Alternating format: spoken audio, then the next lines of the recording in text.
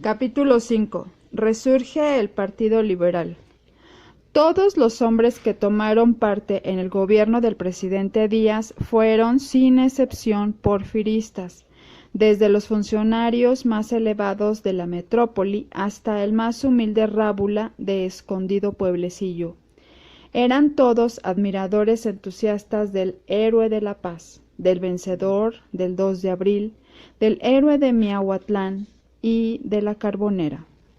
Se había llegado a formar una mística, como dicen hoy, en torno de la figura de aquel mandatario. Cierto, lo dijimos ya, había un terrible malestar en la gente humilde y una censura constante entre quienes vivían fuera del presupuesto y entre los escritores y periodistas independientes. Pero sin escatimar sus tiros al héroe de la matona, como también se le llamaba, el blanco de todos los ataques y censuras eran los caciques pueblerinos, los gobernadores y, como suele decirse, la gente de escaleras abajo. Pero entre los mismos porfiristas había una profunda división: los científicos y los que hoy podríamos llamar porfiristas independientes. Estos no eran en escaso número y llegado el momento supieron actuar, tratando de enfrentar a gobernantes no científicos a los científicos. Recordamos que don Teodoro Dehesa no era científico, ni don Bernardo Reyes, ni otros de menor categoría política en aquellos años, aunque ocupaban curules en el Senado, tales como don Venustiano Carranza y el doctor Miguel Silva.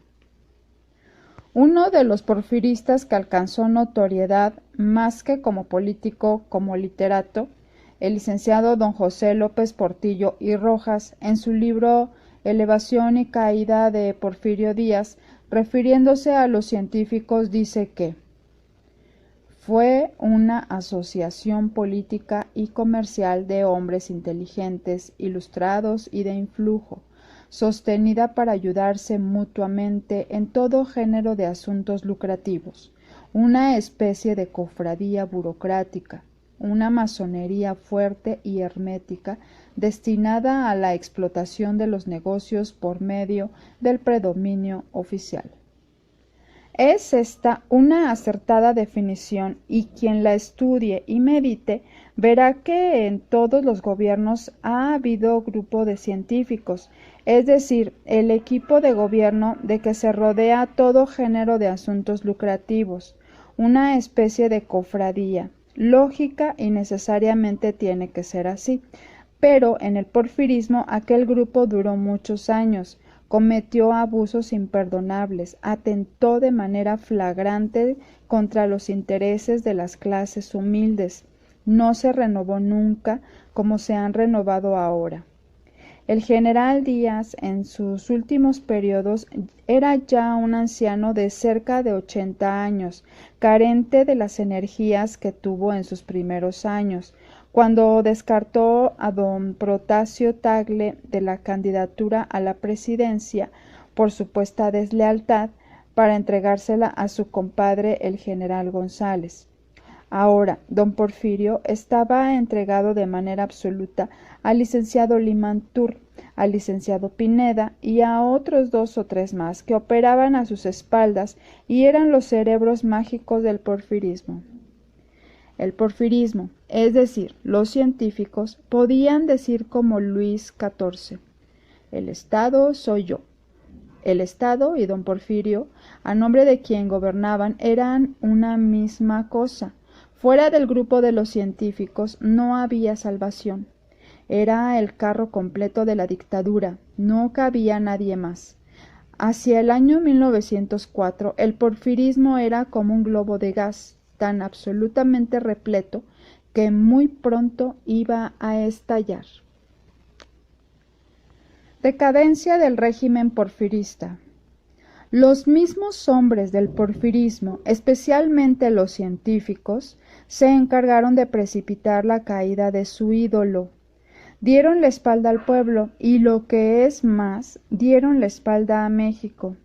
Una ola de extranjerismo lo invadió todo, con marcado desdén a las cosas nuestras, especialmente cuanto se refiere a demostraciones artísticas. Ser extranjero era y ha sido, tal vez todavía, en nuestra patria, el principio del éxito. Todas las puertas se abrían, todas las facilidades se otorgaban a los nacidos fuera de nuestro país, postergándose a los propios.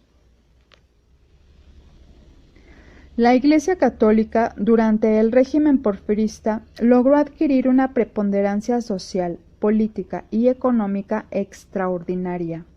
Los curas de cada pueblo, en connivencia con los caciques que gobernaban, eran los dueños absolutos de un manso rebaño. Las riquezas que logró acumular el clero de cada diócesis eran incomparablemente mayores que aquellas de que había disfrutado antes de la separación de la Iglesia y el Estado y de la nacionalización de los bienes de manos muertas. Nuevas herencias, legados intervivos, donaciones, diezmos y sociedades anónimas habían acrecentado los tesoros eclesiásticos.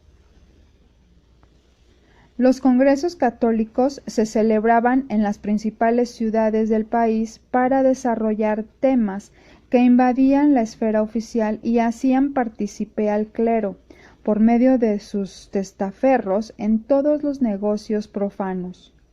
El obispo de San Luis Potosí declaró públicamente a los periódicos nacionales y extranjeros que las leyes de reforma y la Constitución eran letra muerta, que no había que perder el tiempo en derogar aquellas leyes que en otro tiempo habían sido el coco de los católicos y por las cuales se había derramado tanta sangre en luchas civiles, reforma e imperio.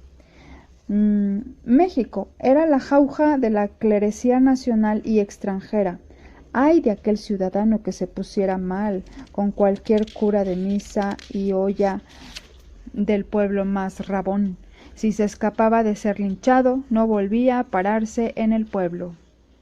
Esta avilantez de un grupo social, el clero, que estaba obligado a dar ejemplo de acatamiento a las leyes, de ponderación, de mesura y no de orgullo y altanería, para hacer cumplir a los feligreses el mandato de Jesucristo, dad a Dios lo que es de Dios y al César lo que es del César, dio lugar a que en el año de 1900 un grupo de liberales intentara fundar en San Luis Potosí, con ramificaciones en toda la República, un gran partido liberal, al que se le dio el nombre del constituyente de 1857, Ponciano Arriaga.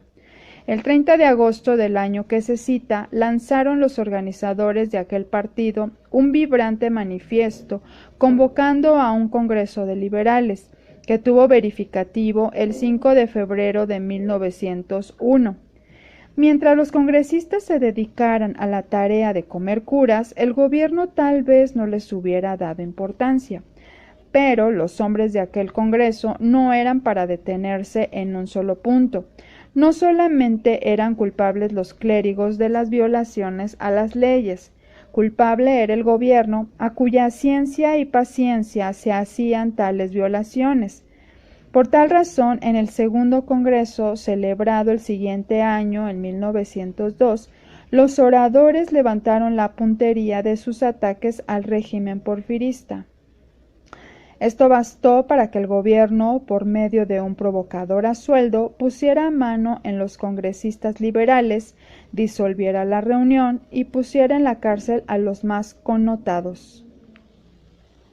Bastaría que citáramos algunos nombres de aquellos liberales que le pusieron el cascabel al gato en los años de 1901 y 1902, para darnos cuenta de la categoría moral e intelectual de quienes iniciaron una lucha que no habría de quedar ahí, porque ningún esfuerzo es estéril y tarde o temprano, cuando la causa es justa, tiene que prosperar.